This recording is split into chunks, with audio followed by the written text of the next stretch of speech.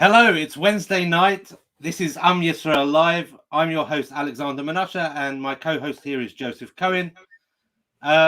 This evening, we have a very special guest for the show. His name is Arnold Roth. He is the father of Malki Roth, who very sadly was murdered amongst the 15 people murdered in the Sbarro pizza massacre, which took place on the 9th of August 2001. Now, what we're going to be talking to Arnold about is his ongoing campaign to bring to justice Ahlam Tamimi, the accomplice of the suicide bomber. So we have, I don't know how familiar people are with the Sbarro pizza massacre. It actually took place 20 years ago. This year, it was considered a tragedy in Israel, primarily not just because obviously so many people were murdered, but because so many of the victims in this were just innocent children enjoying a summer's day eating in a pizza restaurant. And amongst those victims were Arnold's daughter, or one of his daughters, and a friend of hers that he knew very well. So we're going to be speaking to Arnold about what's happened since the attack. Now, Ahlam Tamimi, I don't know how familiar people are with this particular individual. She was a 20-year-old student at a West Bank university, but because she worked for a news organization, a Palestinian news organization, she had a pass that allowed her to enter beyond the Green Line and come into West Jerusalem. And she took advantage of this privilege to scout a location for a suicide bombing. She then drove through the checkpoint to drop the suicide bomber off at the location before that later that evening reporting on the story that she herself was a part of. Now, one of the reasons that she's particularly controversial is because she's expressed no remorse whatsoever for her part in the attack. She was also released in the prisoner swap deal, whereby Gilad Shalit was freed from Hamas captivity. Ahlam Tamimi was one of the prisoners that Israel agreed to release. Now, after her release, she was deported to Jordan. She was given a hero's welcome when she arrived. She now has her own television show. She is considered a celebrity in Jordan. And one of the issues, and we're going to be discussing this more with Arnold, and he obviously knows much more about this than either of us do. But one of the issues is that under US legislation, it's possible for her to be charged because two of the people murdered in the attack that she was responsible for were US citizens. There's a piece of US legislation which allows for the US to charge her with crimes under their jurisdiction. And America, or the United States, has an extradition treaty with Jordan. So it should be fairly straightforward for the American authorities to put out a extradition request, and the Jordanians would then, you would expect, comply with it. However, despite this request, the Jordanians have simply said no. They've said this is not the treaty that is invalid, and we're not abiding by it. So we're really here to discuss what happened, and also what's now going to happen going forwards. We have some videos. I don't know whether should we show one of the videos? Let's bring Arnold in first, and then Okay. we can play the video. So Arnold, we're going to bring you into the stream now. So there we go. Hello Arnold. Welcome to the show. Thank you for joining. Glad to be here. Thank you very much for the opportunity. So, sorry, go on, Alexander. Please. Some of the backdrop to why we've got you on the show and to what happened with the Sbarro massacre. I just, for the people that who are listening who maybe weren't alive at the time or too young to remember what was this particular incident, could you fill us in with some of the sort of political backdrop to what was going on? You were obviously living in Israel during the time of the Second Intifada. Could you share what it was like to be living in Israel during that time? Yes, you're right. It was a difficult time, and it's already been 20 years since the massacre itself, so that in some ways I deserve what people sometimes say to me, which is, why don't you get a life? It's been said more often than you might imagine, and it has never really had any influence on me, because I certainly have a life. My wife and I moved here in 1988 after living in Melbourne, where I was born and raised, and where I dragged my wife, who was an American, whom I met when I was doing my postgraduate studies in New York in the mid-70s. My wife asked me on our very first date in New York what my plans were for Aliyah. I must have had the right answer, because we've been married now for 45 years. And we came here with 4 children. The youngest of our children in 1988, when we finally made the move, was Malki, who was then 2.5 years old. And we had and have 3 older boys. And then after we arrived here, 3 younger girls were born to us. So we're a family of 7. Let me jump straight into 2001, the so-called Second Intifada, which in my eyes was a war in every respect, a war declared on Israel a year earlier, Rosh Hashanah time of the year 2000. There were no major terrorist attacks in Jerusalem right up until the 9th of August 2001.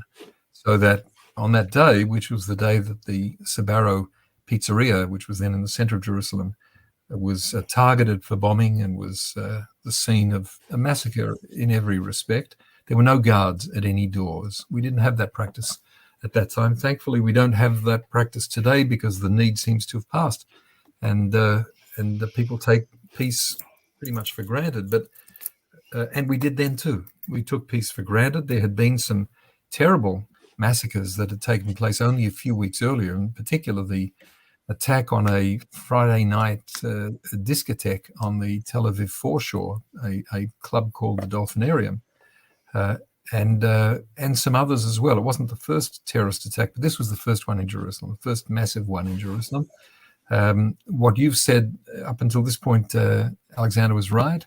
It was led by a young woman. She was actually 21, a university student from Jordan who had transferred to the West Bank, to Judea and Samaria, where she was a student at one of the Palestinian Arab universities doing journalism.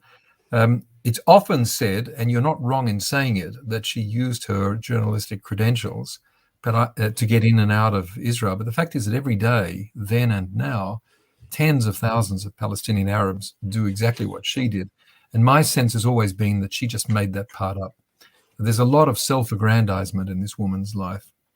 But just sticking to the bare narrative, she joined Fatah very soon after arriving here on this side of the Jordan River, then gave up on Fatah, evidently because it didn't offer as many blood-spilling opportunities as Hamas did. And she then was recruited by Hamas, volunteered for Hamas, only about a month earlier. She carried out her first terrorist attack 10 days before the Sbarro massacre.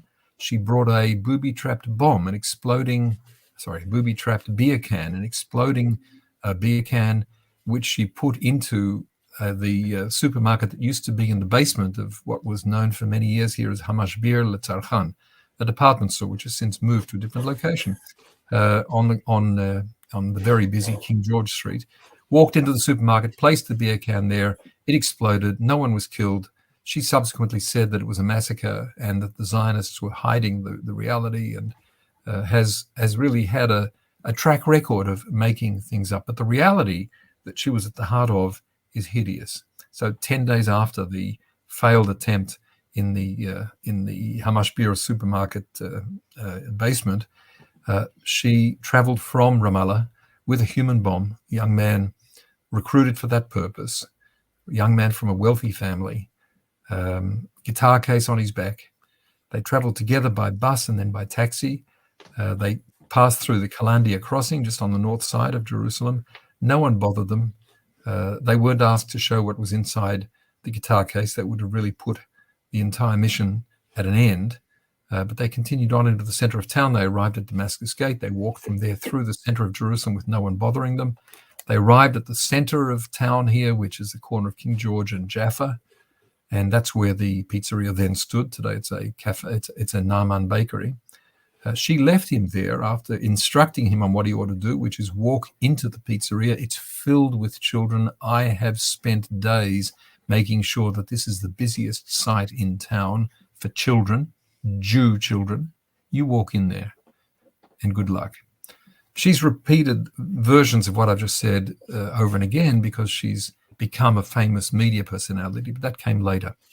She was already on her way back to Ramallah when the explosion began to be reported over the radio. And she describes how the initial reports coming in over the Zionist language on the radio in her taxi were speaking of 2 and 3 victims. And she says openly, it's on video, it's all over YouTube, I was disappointed. And then the numbers started rising and she wasn't disappointed. And by the time they got to the outskirts of Ramallah and Palestinian Authority police greeted them with candies because a great celebration was underway, it was already known that there were 13, 14. In the end, it was 15 people murdered, half of them children, and then the 16th woman has remained unconscious in all the years since then. We're talking about my daughter Malki and about American prosecutors for the simple reason that Malki, through her mother, had American citizenship. All of the other victims except the one who is still unconscious and one other woman who was a young woman, freshly married, pregnant for the first time, her parents' only child, was a tourist from New Jersey, and she was also murdered. It's those 2 women, my daughter who was 15 and the other woman whose name I won't mention only because I respect the family and they don't want to have her name mentioned. Those 2 women formed the basis of what came later. So I'm going to stop there and see if you've got questions, and then I'll pick up the narrative. So one thing I want to add, when I was doing the research for in advance of speaking to you, it's absolutely gut-wrenching just to see just the callousness of this woman who's responsible, but the horrific details of the injuries that the people sustained. There were 140 people injured in this attack. So, and many of those will have been, I suspect, life-changing injuries, not just scratches, or broken injuries that can heal. But you're right, of course, and most of the injured by far were children. There is so much detail here that the 3.5 hours that you've promised me that we're going to be talking here this evening won't be enough. So I've got to urge people to avail themselves of 2 sources of information, which I'll mention now.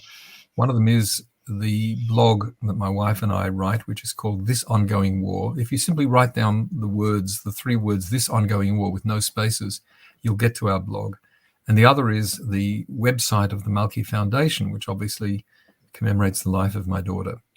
But the only details that I want to touch on now before moving on to where we are today rest in the fact that as soon as the massacre was over and she had returned to Ramallah and she went to her evening job, she read the news on the Al-Istiqlal Palestinian Arab television station, which was where she was employed, and she herself reported on the massacre in occupied Jerusalem, proudly, but without giving away in any sense the fact that she was the one who did it. She spent pretty much all the time since then, right up until today, saying, it was me. And she's made a career out of this. You said before that she has a TV show, and I just want to make a correction in order to make a larger point.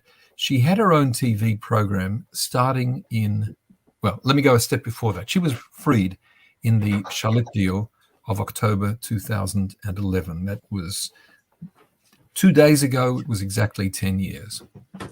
She was freed. We, my wife and I, were valiant, I have to say. We were really unstoppable, but we were stopped in trying to ensure that she would not be on that list. We spent years, I repeat, years, trying to ensure that she would not be on that list. It was years. Go ahead. Can I just ask, when there were the sort of ongoing discussions of what the quote unquote price would be to release Gilad Shalit, were the government in contact with you? Were they open to listening to what you had to say, or was it just you were told, once the decision had already been made? The decision, according to the government, wasn't made, kept on not being made through all the years starting in 2015, when we became aware that there were real efforts to get her, specifically her, freed because of what she represented. She was a potent symbol, an articulate person, a media personality. She was already a media personality because she was a newsreader and a journalist, and we could see the writing on the wall. We were in constant contact with various parts of the Israeli government. Again, the details are many, and I'm not going to slow down our conversation by reciting them, but we were very much aware that this was going to be our fate, that there were serious efforts to have the murderer of our very, very, very loved child freed in order to live the life of a celebrity. In the end, that's exactly what happened. But along the way, we did exactly what you might imagine. Whenever the government called us, we were given the opportunity to express ourselves. I'm sorry, I'm making that up. We were never called once. We were never called from the day our daughter was murdered until today. That has relevance, but not for this call, not for this program, not for this discussion. And now let me jump forward.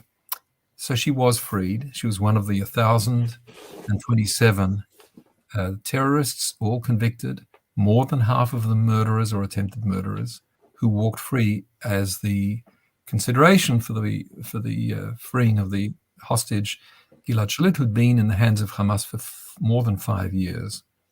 We tried not to stop the deal going ahead. We were very focused in what we tried to do back in October 2011. We focused on saying, not this woman. Take this woman off the list. She's murdered more than any other woman among these animals, these beasts. She has a real personality. She's already been on the front page of the art section of the New York Times. There's a whole industry behind her. You're falling into a trap. On the BBC, I said, this is a catastrophe. Said it several times. I was interviewed by the BBC alone about 7 or 8 times in the few days leading up to the release. And then it was all done. She walked free. She immediately was received by the head of Hamas in Cairo. She was immediately after that flown to Jordan. She is a Jordanian national. And she was received as a royal arrival in Jordan. For the next 2 months, it was a very bitter time for us.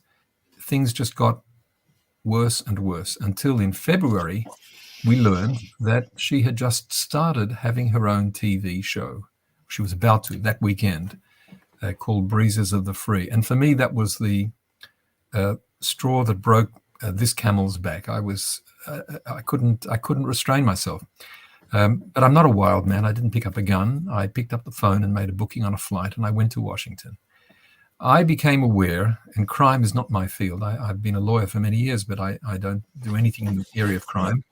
But I found out after digging around and speaking to people that there is, as you said before, an American law, quite unique in the world, which says that if an American national, my daughter was an American national, is murdered in a terrorist crime that involves weapons of mass destruction, and in this case it was a bomb, then the United States reserves to itself both the privilege and the obligation to go after that terrorist, wherever the terrorist may be, bring the terrorist to justice in the United States under American law, and if found guilty, be put in prison in the United States. None of that was relevant so long as Tamimi was still serving the 16 terms of life imprisonment in Israel with a recommendation from the panel of 3 judges that she never be included in any deal and never be given parole. That's what the judges said, the justice system said. Politicians had other ideas. This isn't the ideal forum for me to tell you what I believe that I've learned about politicians. But if you want to have a drink after the show, I'll be glad to share with you some comments. So she was, thank you. She was about to start presenting her TV show, and I was in the main building of the Department of Justice in the United States, speaking in my best Australian accent, making sure that they understood that I wasn't passing myself off as an American, but my daughter was an American. My wife is an American. All of our children have American citizenship. And I recited for them this law that I've just said to you. And at the end, I said, and for all of the dead American Jews who've been murdered by terrorists in Israel, Arab terrorists, Palestinian Arab terrorists, you've never acted once under this law. And I'm calling on you to do it now. Well, the upshot of all of that is that the Department of Justice did act. The FBI got onto the job immediately. I came back with a good feeling, I have to say, to my wife and said that there's a chance we're going to see justice, but we're not going to know anything for quite some weeks, because they told me in Washington that until they have the case all done, they're not going to be able to tell us anything. But it was 5 full years before we heard anything. And what we heard came as a result of our being invited to a meeting here in Jerusalem in March 2017. And we were told by a delegation of visiting DOJ officials, Department of Justice, and FBI people, that charges have been unsealed or are going to be unsealed in 3 hours from now. There's going to be a public statement, and we're here in Jerusalem so that you'll know. That was by far the most generous accommodation any representative of any government had ever extended to us as the parents of a child murdered in a massacre. But then the wheels started falling off that cart too, because we learned that she had been added to the FBI most wanted terrorists list. That's what they told us. But everybody else on the list had a reward on their head in the millions of dollars. She didn't. You know what? I'm not going to go into all the details. There are a lot of details. But that was very striking. And we only figured that out when we got home from the meeting in the hotel with these Americans. And I then got back to the leader of the group who'd come over to Jerusalem to let us know. And by then the announcement had indeed been made in Washington. And I said, I guess you guys overlooked the reward. And the assurance that I got from the official was, we didn't forget it at all. And here I sort of changed the tone of this conversation, and I get to where I really want to get.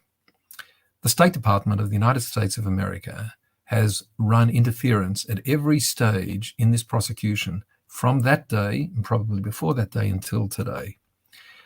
The Department of Justice, in my assessment, has done everything that they can do. They've brought charges. They've had her named to the FBI Most Wanted Terrorists list. They've eventually produced a $5 million reward on her head, which is operating until today. They made a formal extradition request. Alexandra, as you said correctly, Jordan and the United States have had an extradition treaty since 1995, when Clinton was the president and King Hussein was the owner of Jordan. Jordan is a private business that's owned by the royal family, the Hashemite family. And even though I'd love to keep rolling out the really exquisite details, which are really the focus of much of what I do today, I'm going to jump to one key element that is relatively new and that I think will help anybody watching this understand just how badly we are being treated because of being the parents of a child who was murdered. The Jordanians were asked to extradite our daughter's killer probably from 2013 onwards, and many times. No one knew that those charges had even been signed off by a judge. No one knew they existed except the people who were involved in the prosecution and except for the Jordanian government. This was not public knowledge. This went on, as I said, for 5 years, up until 2017. On the 14th of March, the US announced the charges. On the 20th of March, the Jordanian Court of Cassation, the highest appeals court in the country, pretty much out of the blue, but of course nothing is out of the blue, came out with a ruling that said that in the case of Ahlam Tamimi, the extradition treaty with the United States is hereby found to be invalid and unenforceable. And as a result, she cannot be extradited, go home. This was stunning for us. I'm not sure how stunned the Americans were, but it's the reality that has put a very dark color on the life of my wife and me, and to a certain extent, our children. I said before that people, not one, but several, have said to me over the years, get a life, not in a nice way, get a life, as if I'm some kind of obsessive extremist foaming at the mouth with thoughts of revenge and slash and burn. But it's not true. We're driven by a sense that justice is not being done here. We're driven by a sense that our daughter has been forgotten. Of course, I'm only talking about my daughter because she's my daughter and because she, being an American, is the foundation stone for this prosecution. This does not mean that I don't cry for the other victims. One of them was my daughter's best friend. We have since gotten to know the parents of the girl, the young woman who was pregnant that I mentioned before. You can die of a broken heart just contemplating all of the pain that's wrapped up in this massacre. But here we are with the opportunity to see justice done. And instead of finding that we are the cause of the day, the hour, the week, the year, I don't know, of the major cause that will unite the Jewish world, the right-thinking people in Israel, in Australia, where Malki was born, in the United States, where she was a citizen, where the charges have been brought, we find ourselves tugging at the forelock, saying, please, sir, may I have more? And it's pathetic. We feel pathetic, but we're also involved in the fight of our lives. I mentioned the State Department. I have never once had any response from any senior official in the State Department in all these years, and let me say, not for lack of trying. I routinely tweet and send messages to the spokesperson for the Secretary of State, and I repeatedly reach out to the Secretaries of State.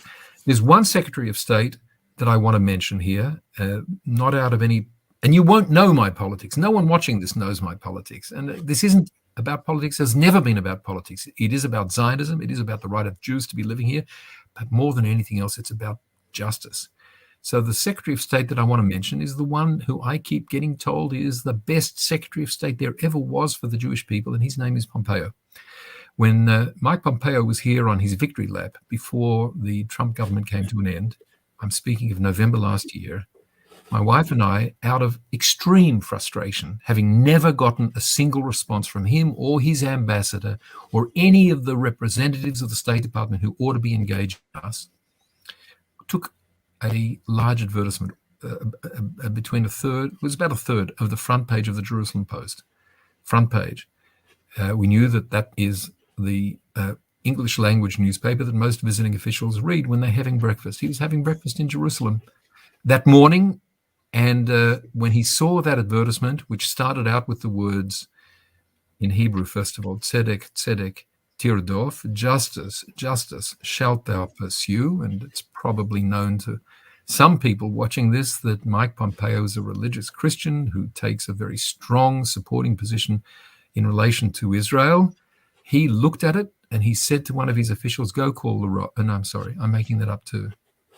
We've never heard a word from him, not from anybody in his entourage, not from his ambassador, not from anybody in any position to discuss with us why the United States keeps blocking the pressure that we're insisting needs to be brought on the Jordanians. We have nothing to say to the Jordanians. Let me make it clear. The Jordanians are what the Jordanians are. We have nothing. There's no common language there. Jordanians, the Jordanian kingdom, the Jordanian king has made the decision we are going to stand up and defend and protect this woman because that's our constitution, our laws. Now let me come to the point that I was kind of meandering towards, which changes everything. Somewhere along the way, we learned, not that long ago, that the entire legal basis on which Jordan says there is no extradition is that the extradition treaty of 1995 was never ratified. Somebody said to me from the US government, I'm deliberately avoiding being specific, it's not true. Jordan did ratify and we have the papers. When I heard that, I knew enough to file a Freedom of Information Act request with the government of the United States, asking that the documents be handed over. It was ignored. We never got a response to it. We then filed a second such request with the help of highly placed Jewish officials who were very helpful. That was ignored. And on the last day of 2020, we filed a federal lawsuit against the United States under the Freedom of Information Act, demanding that the documents of the 1995 signing, including what we believe to be the ratification document, be handed over to us. And lo and behold, we got those documents in the first week of April of this year. And it really couldn't be clearer. There is a letter in the hand of King Hussein saying, Jordan hereby ratifies the treaty with the United States, which already puts the determination of the Court of Cassation, the highest court in Jordan, in the shade. It's irrelevant. And then he goes on to say, and if anyone undermines this treaty, these aren't the exact words, I don't remember them, but if anyone undermines this treaty, may he have to give account to Allah. Little suspecting that it would be his son, King Abdullah, who is the person who has undermined to the point of pretending that there is no extradition treaty. So the impact on my life and on my wife's life of all of these events has been that we are essentially the unwanted guests at the wedding, at practically every wedding you can think of. We cannot get the government of Australia, which is where Malki was born and where I was born. My parents came to Australia as Holocaust refugees, to speak up. Australia has exquisitely good relations with Jordan. Our entire request to Australia is tell the Jordanians to do the right thing. It's their law and it's also fundamental justice. But so far, that's gotten us nowhere. We've asked the government of the United States to enforce its own laws. I repeat what I said before. The Department of Justice and the FBI, in my opinion, have done everything they can do. I have no complaints about anything that they're doing. On the other hand, why is King Abdullah repeatedly received as an honored guest by Trump, by Obama, and certainly by President Biden, who called him our great ally in the Middle East? That was in July. Why, after all of our efforts, isn't the issue of Tamimi even raised at those meetings? Maybe it was and maybe it wasn't. As it happens, I know that it was raised. But when the king was there in Washington in July, and when the press corps were able to ask questions of the White House press spokesperson and the State Department press spokesperson, the responses were a remarkable exercise in blah, blah, blah, blah, blah, blah, blah. Nothing, no one knew how to speak. Suddenly they forgot the English language. That's been the curse of our lives over and over and over again. And I'll just mention one last thing, and here I'm going to be more vague than I've been up until this point in our conversation. I'm Jewish. My daughter was Jewish. Our family is Jewish. Our outlook on life is Jewish. We're proud of being Jewish. We made Aliyah because we love the idea of making our lives here in the Jewish homeland. All of our grandchildren, except for 2 who are currently overseas doing good things in the United States, but they're coming back, are living here in Jerusalem or near to Jerusalem. We're not bad people. We're not bad Zionists. We're not bad Jews. We're not bad Israelis. People ought to be making a line at our door to say, how can we help you? But the exact opposite is true. Being an unwanted guest at the wedding, the way I'm using that term means, I want you to speak up. I want you to say how disgusting this is. I want you to grab the opportunity to remind the Jordanians of how appalling their actions as a kingdom, as an ally of the West, as a treaty partner of the United States, how appalling all of those things are. I'm sorry, did somebody say something I can't hear? That's really the dialogue. At this point, I stop and leave it to you to take this apart. You're muted, Joe. It's been one of the hardest people we've had on the show to listen to. It's been incredibly hard to listen. And one of the things I just can't get my head around was something that you said towards the beginning. And that was that Ahlam went there, a woman, a mother, not a woman, but a woman, the people who we trust, like who we associate with care and compassion and love for children. She went to this venue and chose it because there were children there. The people a person who we would expect to protect and do anything to help children, murder children. And then this is the thing which I find so jarring, is that she would then go on to become a celebrity within a society to the extent where a nation is willing to jeopardize relationships key with concept. United. Absolutely right. No, you've hit it in one. Absolutely right. It's not just that they're standing with this monstrous savage. It's that they're prepared to put their foreign relations at risk by doing this, which leads me to think that there isn't that much of a risk, and that there is what in political terms is sometimes called a wink and a nod with the authorities, at least in some parts of 3 successive United States governments. And that's really a breathtaking prospect. Do you think there's so one of the things that occurs to me is that it's very convenient for, and I'm speculating here, but for King Abdullah to say, look, I'd love to help, but if I deport this woman, there's going to be trouble at home, and etc. So for the stability of the kingdom, it's better that you don't lean on me too much. But he deported her husband. He deported her husband. So it's like, and her husband, forgive me if I'm mistaken, her husband was also a terrorist. 100% right. You're right. But let me frame it slightly differently. First of all, Alexander, you're 100% right in that one after another, the officials with whom I've had meetings recently in Israel, recently by Zoom in the United States, recently by email in Australia, when you take away all of the fancy words, they're really all saying, we need this son of a gun in Jordan. He's really, but nobody said that to the consortium of journalists who unraveled the incredible corruption that has gotten the King of Jordan a $100 million portfolio of real estate, at least $100 million that's known so far. Nobody's paused and said, oh, well, is this going to undermine our battle against ISIS and cause the sky to fall in the middle? Of course not. Of course not. And somehow, whenever you have serious discussions about our cause, you find public officials who have those who are prepared to be a little bit forthright about it, and it's never the people at the top, saying, we're with you, Mr. Roth. You have our sympathy, but Jordan has this incredibly important role. I've heard this from Jewish leaders. I've heard it from people who it would astound you to know that I'm talking about them, who say, we just can't push this.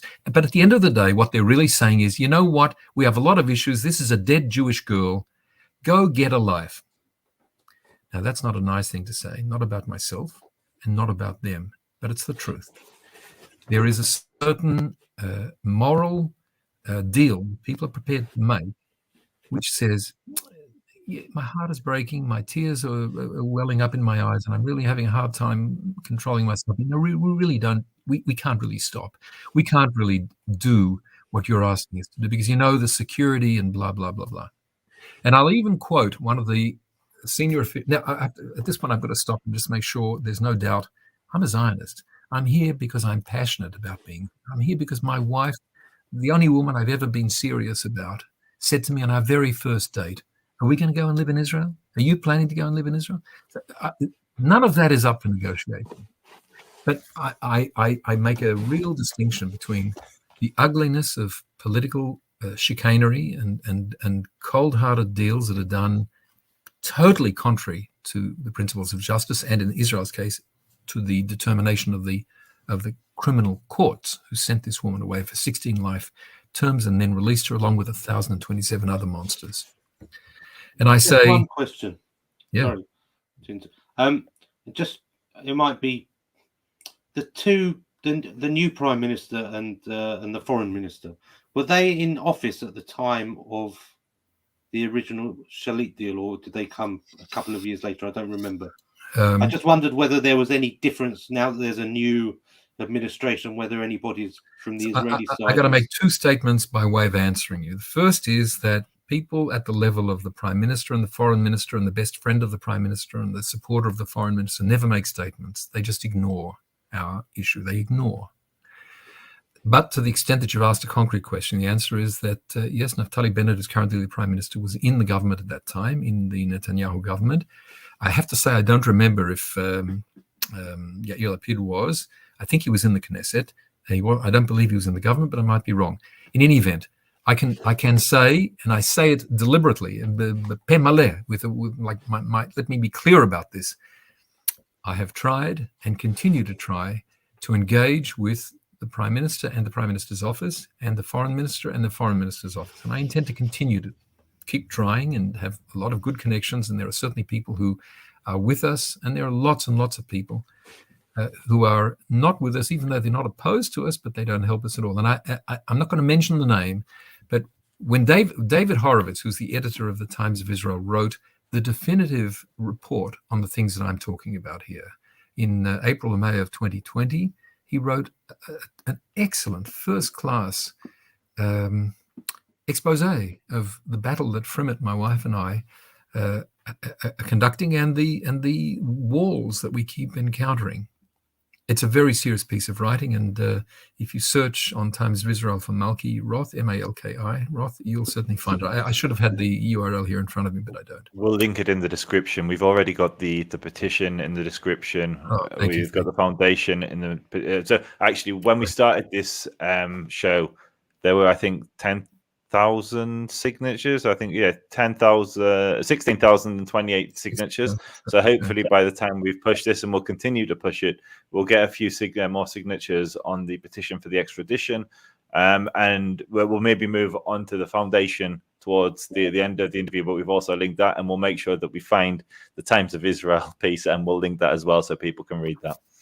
So great. So I was just rambling my way towards making the following statement, that in the course of David Horowitz's reaching out to officials right across the spectrum, after what I think was for him a searing experience, hearing our story and hearing how little progress we've made. And I have to stop and interrupt myself. Our issue with Israel is simply stop interfering. Israel can't do anything. Israel has freed her. Stop interfering. I'm not going to expand on that, because to expand on that would involve saying things that I'm embarrassed to say in public. Stop interfering. He reached out to people who initially were ready to respond to him, but then said, we have to get back to you. And in the end said, sorry, can't talk about this. With one exception, a former very senior official in the defense establishment. If you read the article, his name is there, but I'm not going to mention it now. Serious guy, very serious guy, who in effect said, this is my paraphrasing because we don't have the 3.5 hours that I pretended that we do, said, yes, it's a sad story, but Israel is not going to prejudice its security by putting the Jordanian king in peril of losing his throne and the kingdom falling. And he's not the only one who says this. He's the only one who has said it publicly, and he's the only one who has said it who has any kind of real credibility out there. And I say, I'm not a security expert. I'm not I never served in the military, although all of my sons did. And I'm not, in any sense, somebody who wants to put the state of Israel in any kind of peril. But give me a break. This is nonsense. We do a lot of things with Jordan, and we'll continue to do a lot of things in Jordan, not because the Jordanians have been persuaded that they need to cut us a bit of slack. Quite the opposite. Jordan needs Israel. Let's put it generously, as much as Israel needs Jordan. There are those who say it quite differently from the way I've said it. Jordan doesn't do any favors to Israel. Jordan isn't doing things because we're being nice to them. The rest of it, people are going to have to figure out on their own. I'm happy to expand, but not in this context, not on this show, not now.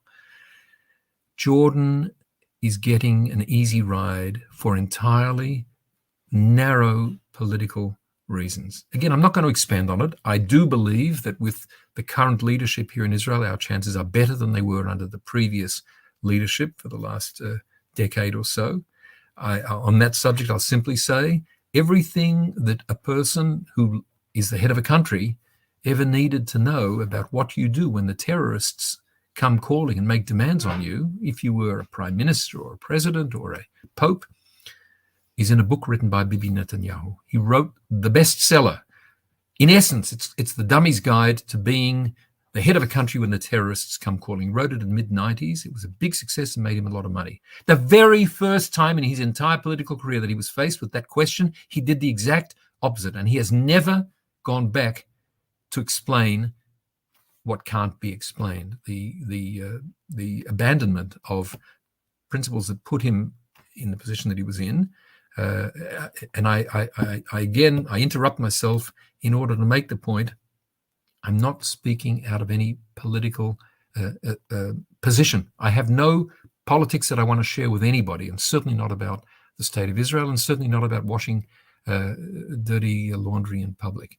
But on this, on terrorism, on the duplicity that comes with doing deals with terrorists, and heaven forbid, it looks like Israel may be about to do another one, doing deals with terrorists on one hand and then saying we will fight to the bitter end to defeat the terrorists, it doesn't go together. You've got to decide which side of that equation you're on. Now, we're not running, neither my wife nor I, for election. We're not looking to get a tax break, or, as I keep saying to the Americans, we're not looking to have a battleship named after our murdered daughter. All we want is justice. We want justice for crimes that have been defined by the United States, that have been delivered to the country that is harboring and housing and sheltering and shielding the savage who is wanted by the FBI and by the Department of Justice. You're not doing us any favors. This is your legal system. Why are you not respecting the principles that have made America great? I think maybe now, if we can, just to really, so people can see just what a callous and monstrous individual we're actually talking about here, is, Joe, if you could show the video of Ahlam Tamimi interviewed in prison, where she's explaining what happened. I think this would really help maybe people who've not seen that before. Okay, so just loading it now. Go.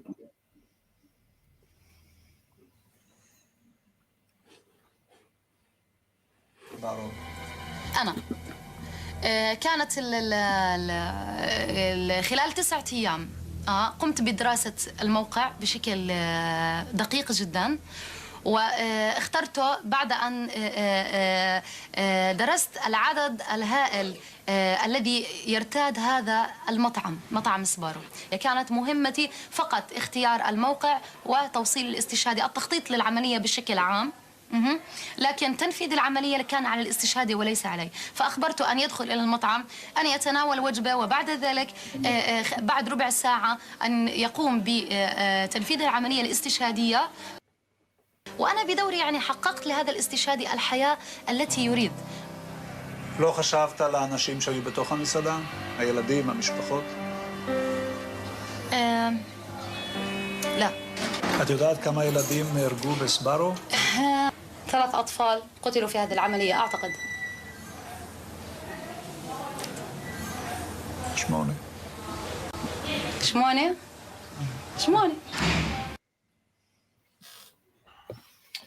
She certainly knew that it was 8. She'd come through a trial. This is all part of the self-aggrandizement. The smile is deliberate. It's her weapon.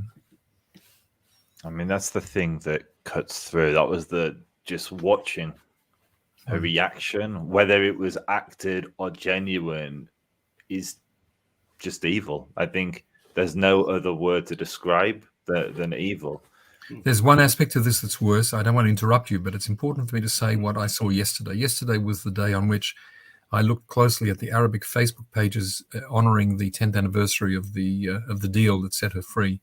And on her page, she has a page which I'm not sure that she produces it herself, but it's in effect, it's her page on Facebook. All our efforts to get Facebook to shut it down have not succeeded. There are hundreds and hundreds of comments underneath a small piece that honors her herself in her own language for the role that she took. She is famous, beloved, and honored for being somebody who beat the system. You never hear her described as convicted terrorist. Those words are never used. She is a freed detainee.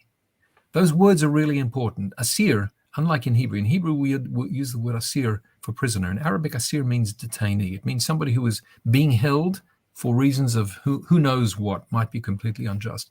That's what she is.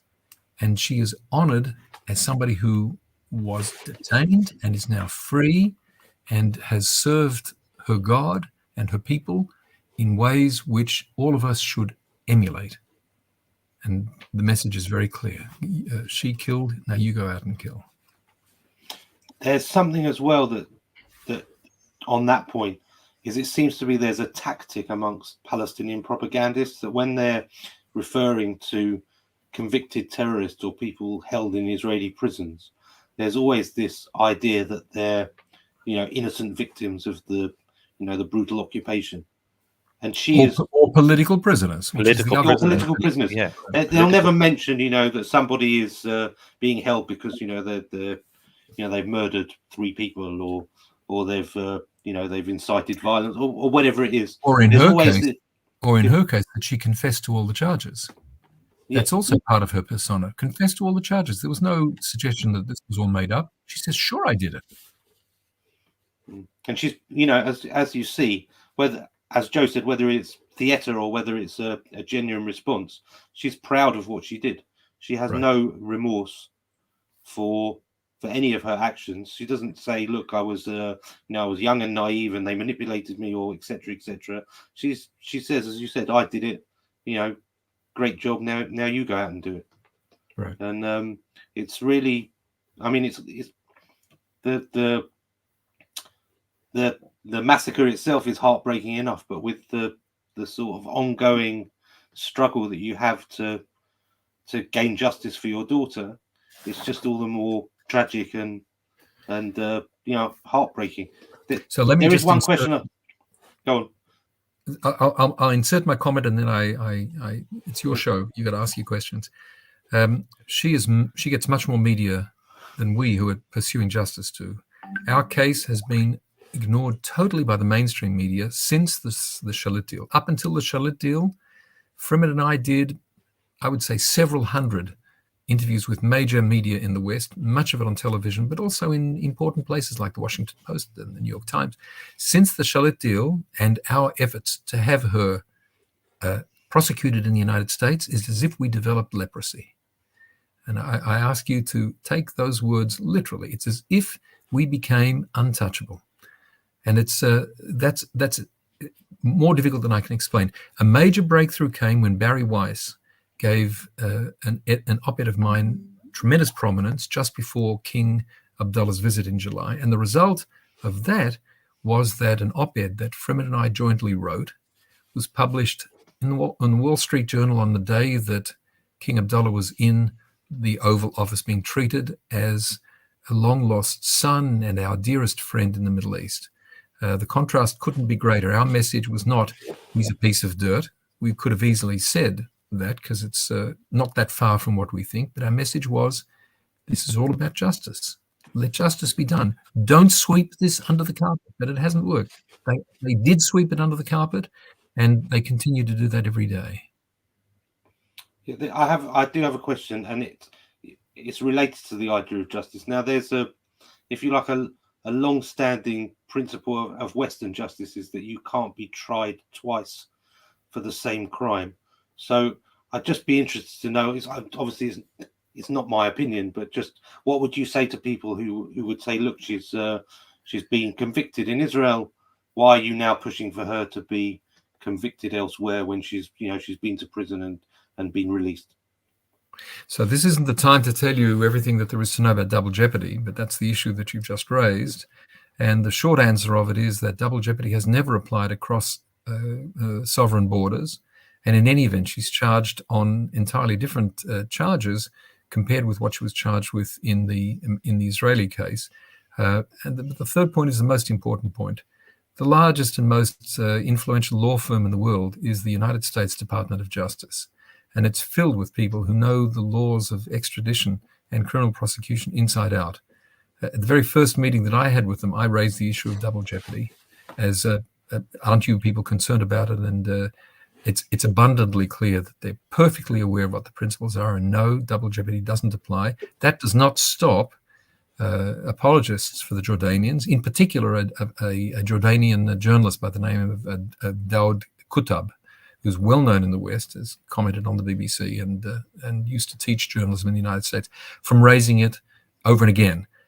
He's never ever acknowledged my pushback. I've written several times to say this is just it's fairy tales. You're making stuff up, but that's the right way to look at it. That is not the way the double jeopardy works, and it's good to raise it so that people know this is nonsense. There is no such legal doctrine that applies in Tamimi's case. Okay, thank you for clearing that up. Do you have any questions, Joe? So we're literally at 55 minutes, so we're coming to the end of the hour, and I know that Arnold's got some tofu in the oven, which I wouldn't want to keep him from. How did you know that? It's just this sense. I mean, what Jew doesn't have a tofu in the oven Exactly. on a Wednesday night at 9 o'clock, 10 o'clock now? Maybe if we could just talk a little bit about the foundation, that could be a more positive note to end on. Because I'm glad you've given me that opportunity. Really, the Malki Foundation, which we formed during the 30 days of Shloshim, after the Jewish bereavement, the first 30 days have great significance, as do the first 7 days. On the 30th day, we had a public ceremony here in Jerusalem, and the same day, the papers came out of the registrar of not-for-profit societies here in Israel. And that was the establishment of the Malki Foundation. The date of that was the 11th of September 2001. We all got somewhat distracted with other issues, but it's always been clear, if it wasn't clear up until then, that the work of the Malki Foundation would permanently be tied to how people relate to terrorism. But the Malki Foundation has zero political agenda. It exists in order to help Israeli families of every religion, every denomination, every outlook on life deal with the challenge of raising a child with severe disabilities. Malki was deeply devoted to her youngest sister, who lives with us. She's now 26 years old. She's blind, brain damaged, can't do anything for herself. And Malki adored her. Malki was so close with her. And what we want, and what we've done for 20 years, is to help other families who, like us, have made the decision to raise a child with extreme disabilities at home, not hand the child off to institutional care. We have a charity in the United Kingdom. I know that you guys have friends in the United Kingdom, and you're watched in the United Kingdom. We have a Malki Foundation UK that is a registered charity in the UK. We also have charities that we've formed in Australia and the United States, as well as here in Israel. MalkiFoundation.org or KerenMalki.org will get you there. There's a lot to say about it. It's what keeps me sane. I'd like to say that when I shave in the mornings, but you can see that I don't shave. But when I look at myself in the mirror, I don't have any problem. You don't? Oh, I didn't notice you have a beard too. You both have beards. Great. I don't have any problem differentiating between the pieces of dirt who represent everything that this woman represents. Hatred, vile, lethal bigotry of the kind that the rest of us can only contemplate in our nightmares. These people are not the other side of the coin from us. They are completely unrelated to us. And our obligation as people living under their threats, everyone in Israel and probably everyone everywhere, is to fight them and to destroy them and to block them in every possible way. And for heaven's sake, never to do deals with them. That is insanity. Okay. So No, I think, sorry. are we going to open this up for a Q&A? Would you mind Arnold, if we open up, or do you want to get back to your tofu rule? I didn't imagine my tofu would have this kind of an influence. I'm ready to be to do questions anytime you like. This is a 1 hour program, and we've reached the 1 hour, so I assume that there's no time for it now. But I do want to mention that if you put the address of our petition to urge people, you don't need to be an American to sign our petition. We are at 16,260 or something like that before we started the show, and it's addressed to the Secretary of State of the United States. I'm very keen to get to a respectable number that's larger than that number, and then arrange with the cameras clicking to have that petition handed over to the chief diplomat of the United States. It's long, long, long overdue. So I just the Israel echo that call to urge everybody to sign that petition. If you're watching, there's a link in the comments to sign the petition. If you please give them 5 minutes, it'll take you to sign up. Yeah, it's very rare we actually push petitions. I usually think they're not that effective, but in this instance, it's something actually we'll take forward and we'll push regularly to try and help you get to the numbers that you need. That's terrific. Thank you. It's been incredible to have you here. It's one of the hardest things we've had to. Again, Am I? Am I on mute? Yeah, you're still muted. So No, I'll say what Joe wanted to say, unless he can I'm come hearing back you online. fine. Okay. It's been incredible to have you here, as Joe just said. Thank It's you. really been a privilege. Thank you for joining us on the live stream, for articulating your case so well. You're an incredibly articulate advocate for justice for your daughter, and all the power to you to achieve justice for her, and to see her killer be brought to justice, because as we saw from that interview, she is an evil woman who deserves to see the inside of a jail cell and not be free as a celebrity, living as an honored citizen of her country.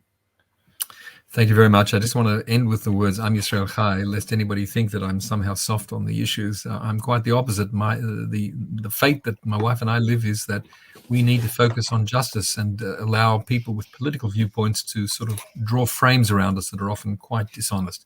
We are passionate Zionists, passionate Israelis, passionate parents of children, and passionate about seeing justice done. And thank you very much for creating this platform for us to communicate that.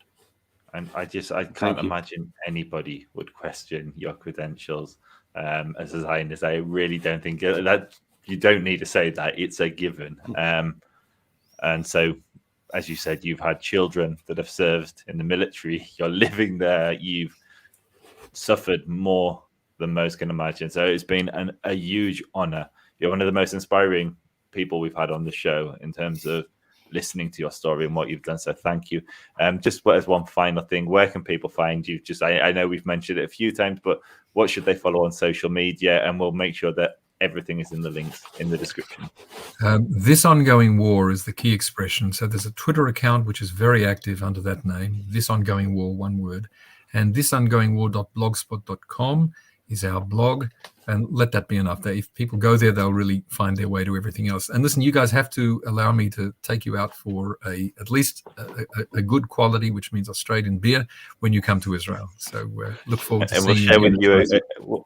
We'll go for a good British whiskey as well. Scottish whiskey. Good. Although the Welsh do a pretty good whiskey as well. If you've had the Welsh variety is pretty good. Not yet. Thank you. Okay. Thank you very much. It's been an absolute honor to host you, Arnold. Yeah, and